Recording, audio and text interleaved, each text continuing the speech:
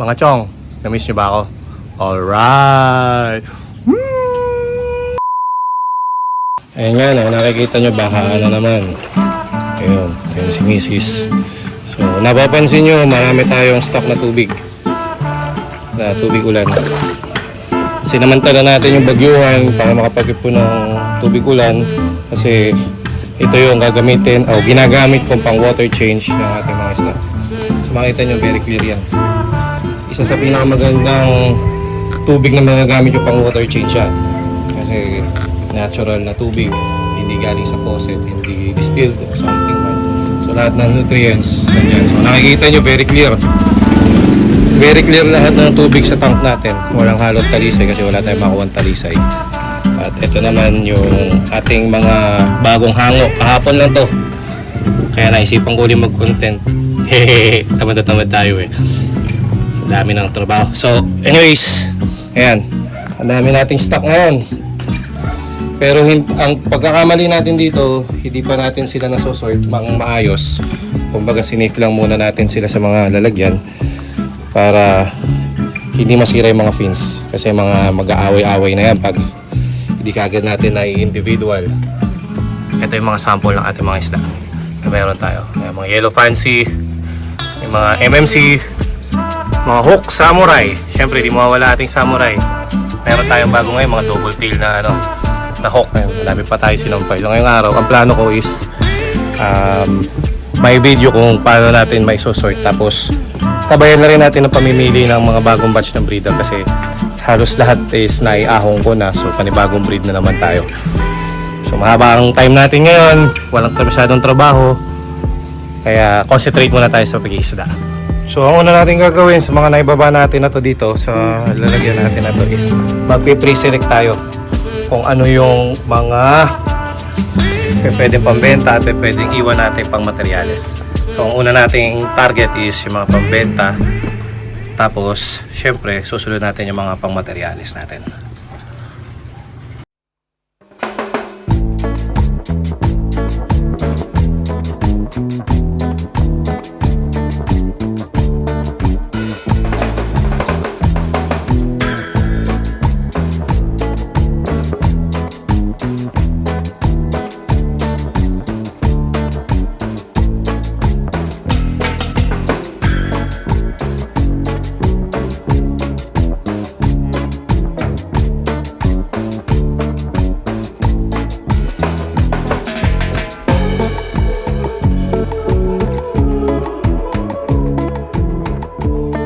Tulad nga yan, bumubusan may ulan.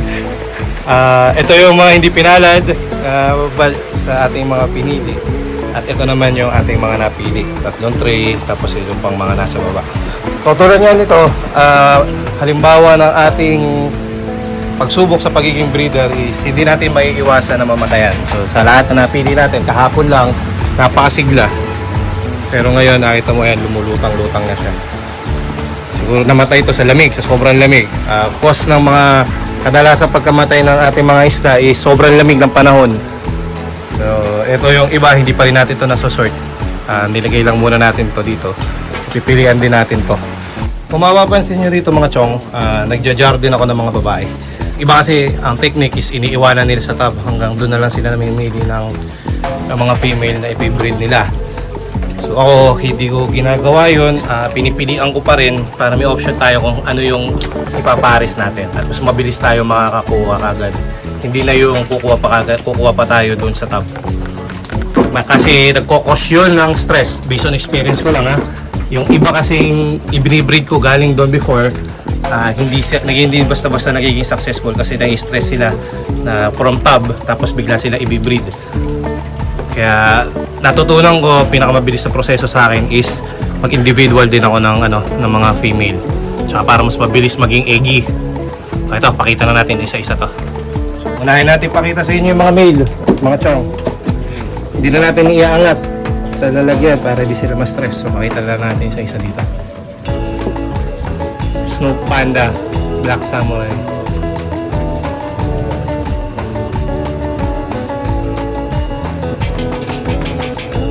Mabulis pa. Still molting yan. Ang full molting kasi ng MMC na abot na 6 months. Another MMC mga chong. Angas.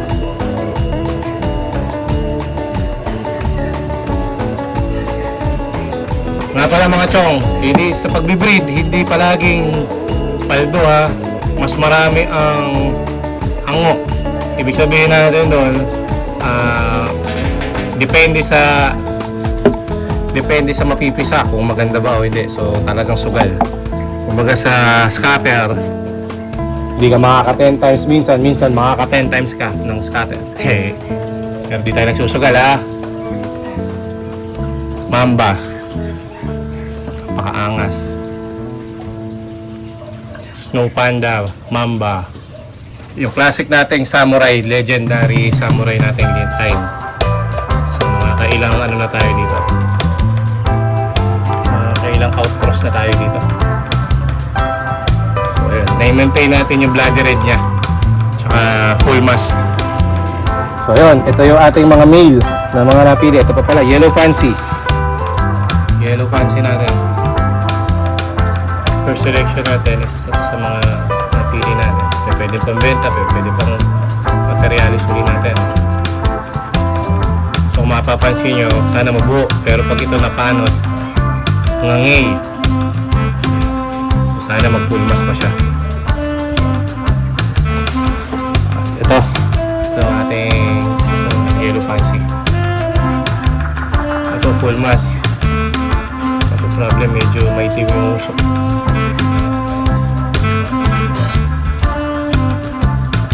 Dito naman tayo sa mga babae na napili natin.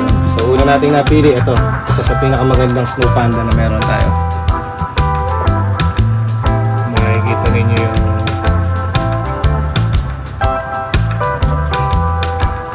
Snow Panda na Snow Panda. Napakaganda, napakaangas. So ito materialis na kagad, automatic. Kompleto to ng ating mga kailangan bilang good breeder. Red Panda Snow, ano ba yung tawag dyan? Hindi na ako pamilyar, basta yun ay naririnig natin sa Facebook at sa social media. So ito, Red Half Moon Samurai, female. First generation to mga chong. So target natin dito is maparami pa natin. Female na MMC. Eging-egi na, good materialis to para sa ating breeding.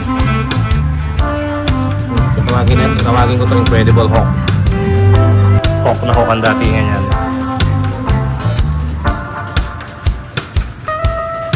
Mimokoi. Oh, ano ba tawag dito? Hindi na ako pamilyar eh. Ito yung ipapares natin doon sa red black dito. Kung makikita ninyo, kulay ng distribution niya, may pagka-bloody red niya, black, red, black. Bagay na bagay natin dito sa male na to.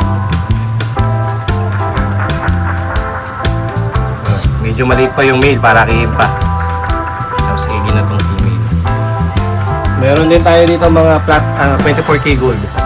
Yung mga nasa jar natin, 24K gold. Hindi masyadong kita sa camera. 24K gold, HMPK na beta. Yung mga male natin nandito sa mga glass tank. Nauna ko kasi sila i-jar. So yung mga chong, yun yung una nating napili galing doon sa mga naka 1.5 dito sa pwesto na to. Dito naman sa section na to, ito naman yung ibababa natin para mapilihan natin.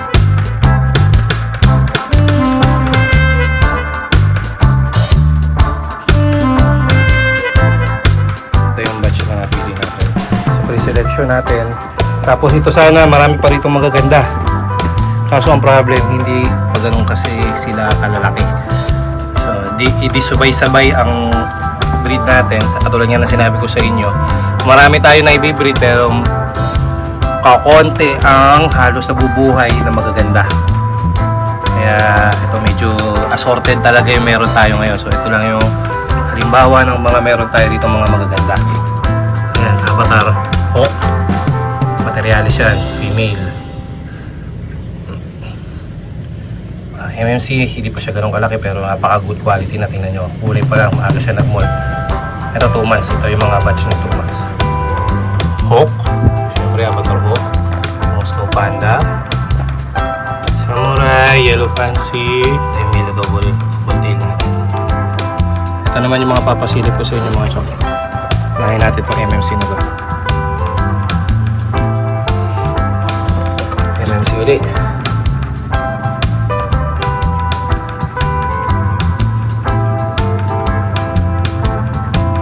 Modern Samurai na mayroon sa Thailand. Super black. Tense black, tapos ang scaling niya parang snow. Sorry ha, di na ako familiar sa mga tawag ngayon eh. Pakutin natin. Pero ito solid to. Sobrang solid nito.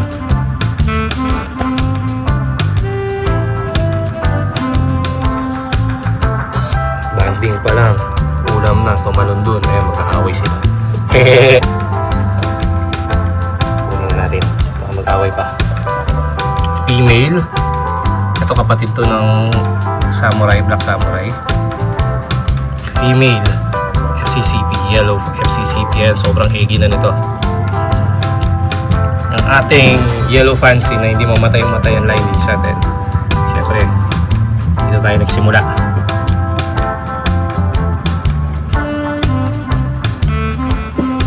Mimokoi. Mimokoi na with a twist of neon.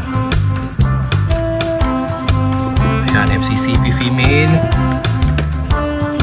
Male na Yellow Fancy. At second generation na to ng una nating Mimokoi na neon. Hawkeye. Hawkeye po. Ito. Mimokoi. Ito isa sa pinakamagandang materialis na meron tayo na female. Sayang hindi ko nag-male eh. Ang ganda ng color distribution ito. Yung yellow tsaka yung red niya. Walang black to halos. Pero naman that lang. Good na goods na materialis. Ayun mga chong, after nating makapamili sa pre-selection, ibubukod na natin to ng lalagyan. Hanap tayo ng space na hindi natin mayahalo doon sa mga napik na natin para di tayo malito. So dito naman tayo pupunta sa kabila, sa mga nasa likod ko. Dito yung ating mga regular size. Almost nandito is regular size, saka yung mga patatanda nating breeder. Pakita natin sa inyo to. Dito tayo pupunta sa mga nasa tank. Ito, pasilip ko muna sa inyo yung mga kinuha ko kahapon sa hub.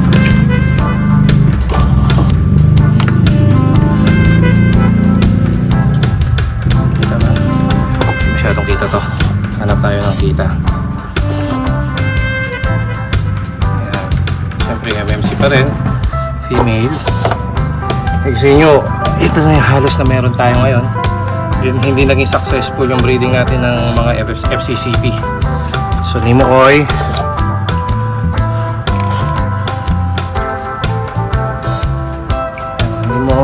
Mimokoi.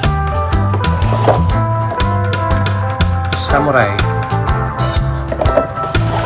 Ito, tuntua ako dito eh. Kaya ginar ko agad kahit maliit pa. Isa sa mga favorite ko to.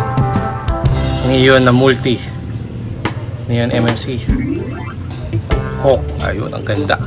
Karoon ng touch of green. Daming galit sa Hawk. Pero ako, in love ako sa Hawk. Tulad yan, Hawk. Another Hawk. Masyadong makita. So, yun. Puro halos Juby to Junior pa lang itong mga to. Kaya nasa lapad pa lang sila. So, mga sambuan. Dito sila lalaki. Kapag nagwo-water change ako dito sa mga lapad, 2 to 3 days lang palit tubig kagad ako. Pabor na pabor sa mga isda yun. Ito, katulad nito, nag-jar ako ng mga ganito, mga selo pa. Kasi ito is Juby to Junior pa lang. Kung may touch of red ng kumulay na, malaki yung chance na mag-molt pa siya.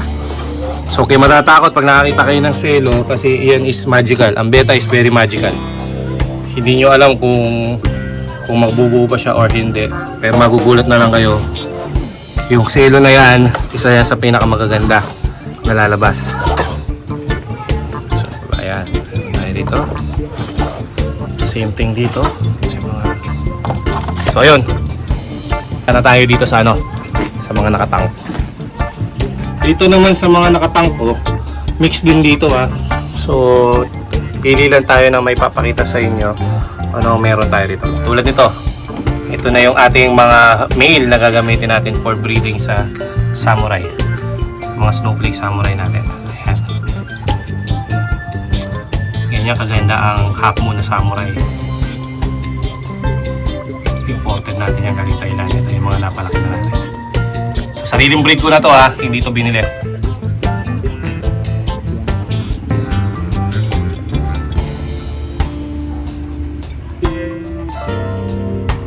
Habol natin dito is yung fins. Ito, isa sa pinakamaganda natin male na meron tayo. Noong nakaraan, binenta na natin yung ibang mga kapatid nito. Maaga kasi tayo nag-job ng mga half moon kasi kailangan kagad dyan may bukod at may lagay sa solong place para madaling kumaba yung mga fins nila. Another na meron tayo dito. Ito, samurai naman. Ito naman yung ipapaharas natin sa mga female na pili natin sa 1.5. Ito, tingnan nyo kung gaano kaganda ang punta.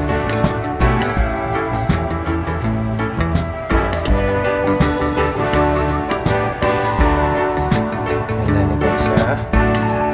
Itong isa hindi pa gaano kaganda yung mga sa buntot ko. Sana humaba pa ito. Pero kung hindi, gamitin pa rin natin itong materials. Isa naman to sa pinakamatatangal natin breeder ng MMC. Matanda na, nakita nyo hindi nagdo-double bed siya. 6 months old na to. Hindi mo pa rin mag-clear.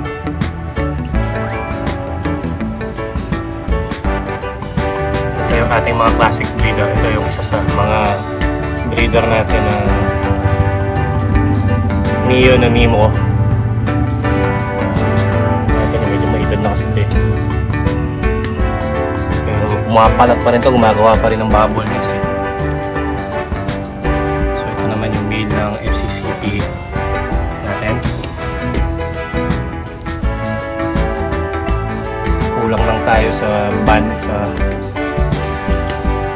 patterns sa anal pero sa banding goods na goods.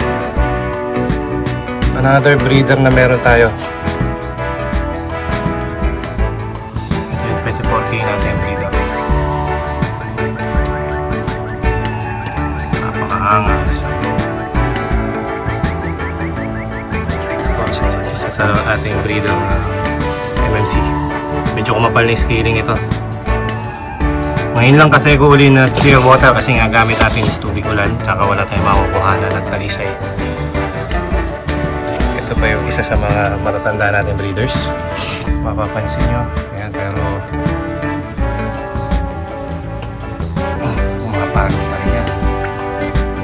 mapapansin nyo yung MMC natin hindi nagdo-double bed kahit umiilan. Galing kasi to, yung line na to galing to kay Chamo Beta sa Thailand. Namunan tayo ng medyo malaki-laki. Ang pili ko yata sa unang-unang breeder natin dito is 6,000 yung pares galing Thailand. So yun, kaya kung mapapansin nyo medyo mahal talaga ang mga out natin kasi alam ko namang lahat ng aking mga breeder is good quality. Ito, another meron tayo rito. Napakaganda nito.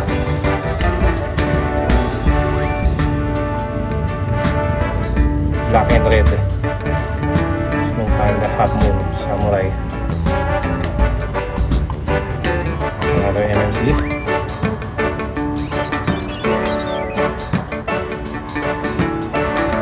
Pero ito breeder. Sa mga breeder natin ng double tail. Nemo. Hawk na Nemo ko eh. Medyo malabo na yung camera.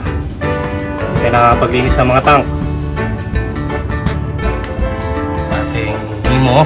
Pure line yan ha. Ito naman is galing kay Happy Beta yung line na to. yellow tsaka red. Hindi katulad ng ibang Nemo na orange. Orange red na ano, koi. Ito, yellow. So ito yung isa nating breeder ng MMC before. Medyo nagbago na yung pattern niya. Ayun, very magical sa kanila yan. Paiba pa sila ng pattern. Ito yung mga breeder natin na 24K.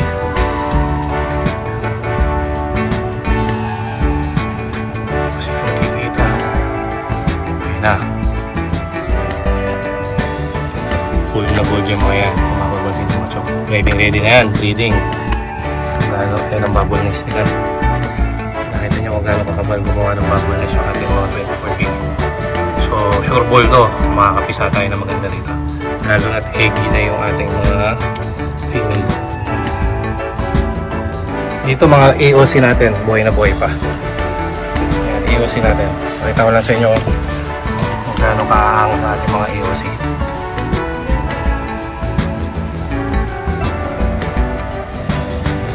Palang ulam na. Hey.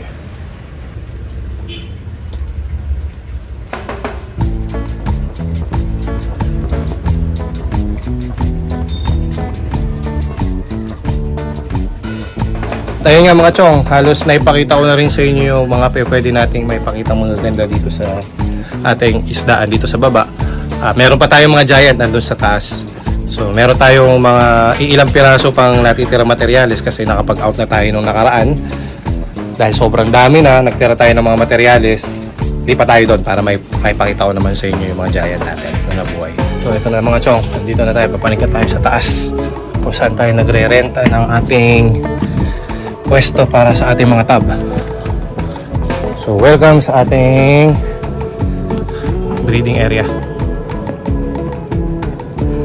So ito na nga. Ito yung ating pwesto. Kung nakita nyo, sira-sira din yung ating net. Matindi yung hangin. Pagkatapos ng bagyo, saka na natin naayusin yan. Kaya sinip muna natin yung ating mga isda dito. Tinakpan muna natin para sigurado na hindi o apaw yung mga tab. Yung mga natitira na lang dito is halos yung mga pinagpilian. I-reset na natin to. Baka ma-wholesale na natin yung iba rito na mga natitira. Gagamitin sa pet shop. Pakita ko rin sa inyo kung ano yung mga natitira dyan. So punta muna tayo dun sa giant.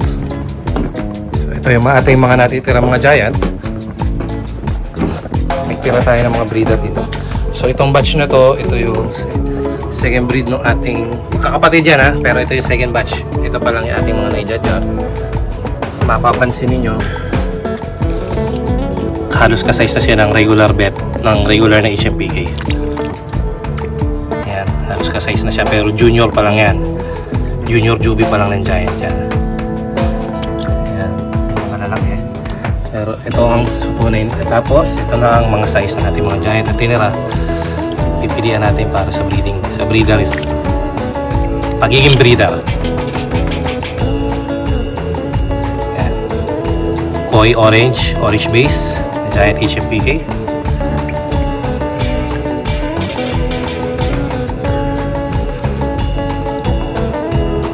Available to ha.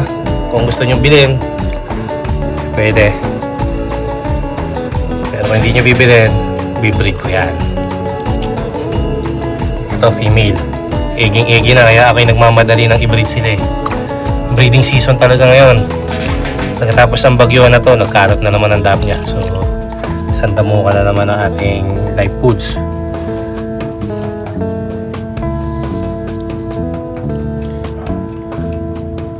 Ating mga giant, ito female. Uli. Goods na goods. Eging-egi na. Ito red base.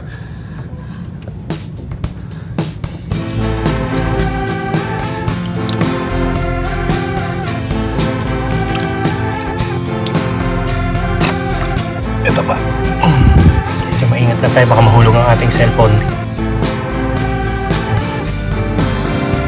Good size yan mga chong. Sa 5cm na to. Ito pa isa. Pa. Galit na mga galit na.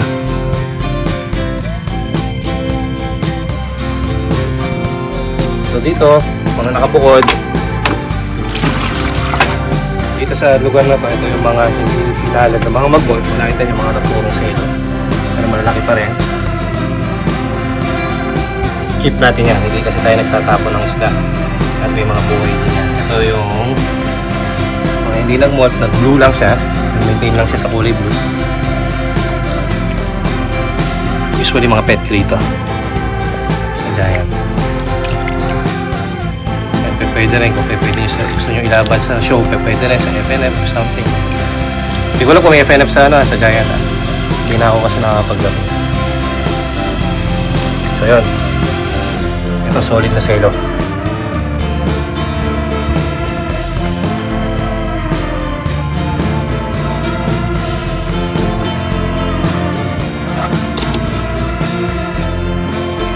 Sa mga nasa tab, ito pili na to ha. Huwag na kayo mag-expect na masyadong marami. Yan nandito. Pakita ko lang sa inyo yung ibang mga naiwan dito. So halo-halo na halos to. Nagpipigsa tayo para makatipid sa space. Ito mostly mga female to. Tapos yung mga kapatch ng ibang ginar ko kahapon. Dito, ito yung mga natira sa batch ng Giant, second batch ng Giant. Kunti na lang halos. Yun nga mga chong, dito nagtatapos ang ating content. Naway nagustuhan nyo ang aking pagbabalik. Simple lang ang ating content ngayon. Pinakita ko lang sa inyo kung ano ang meron sa ating isdaan. Salamat po sa patuloy na pagsuporta dun sa mga nagko-comment na hindi ko nasasagot. Ilang buwan o taon na rin halos no simuling kong content at patuloy pa rin may mga nagko-comment. Maraming salamat po sa suporta kahit kukunti kayo. Ang importante po ay may sumusuporta pa rin sa akin. Ingat, God bless, one love.